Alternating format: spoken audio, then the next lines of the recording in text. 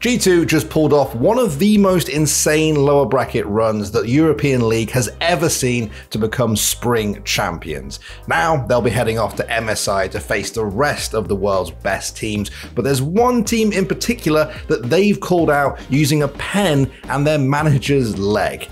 Let me explain.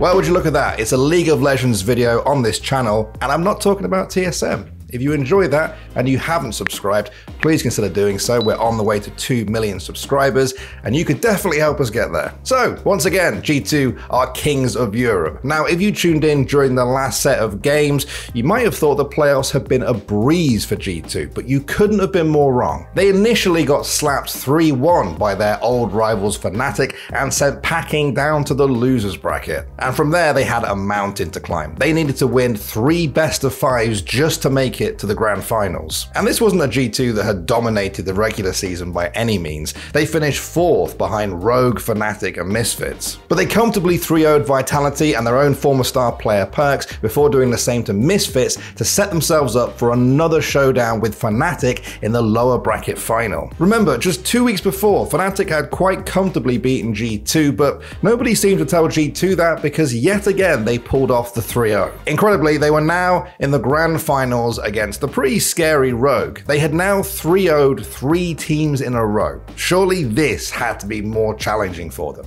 right? Trying to defend, they got a man advantage, but what can they do? The shock blast goes wide, Caps still advancing. Flash charge, Trippy tanks it. Perfect play by the support from Rogue, but the death from below is enough. And the death of Rogue is written in stone. G2 claim their 9th title. That's right, G2 were not only champions for the 9th time, they had won 12 individual games on their way to the grand finals. Something just seemed to click when they got kicked down to that lower bracket. But look, if you tuned out as soon as the game finished, you missed something pretty huge. After the win, we saw Broken Blade crossing out Rogue on the leg of Romain Bijard, who's their general manager and mascot. But as we saw more of the leg, an uncrossed out name was revealed: T1. Yes, T1, the Korean powerhouse that had just completed a record-setting 18-0 perfect split, something that had never been done before. Of course, this was a team effort. Kira, Gumayushi, Ona, Zeus, they've proven themselves to be a level above the competition. They're just insane. But a lot of the focus has been around their mythical mid laner, Faker, partly because, well, he's Faker, but he's also the only remaining member of the 2015 team that set that initial record for consecutive wins. Do you know what else he's the only remaining member of?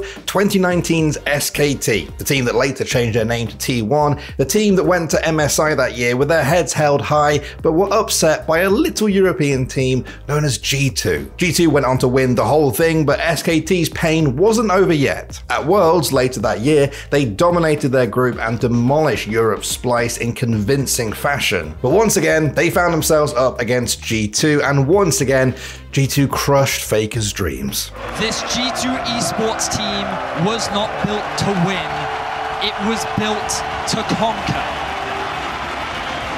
It had to go through so many obstacles. They had to fight every Korean team on the way here. Griffin in groups, Damwon in quarters, and the ultimate final boss of SKT in the semi-finals, and they overcame them all.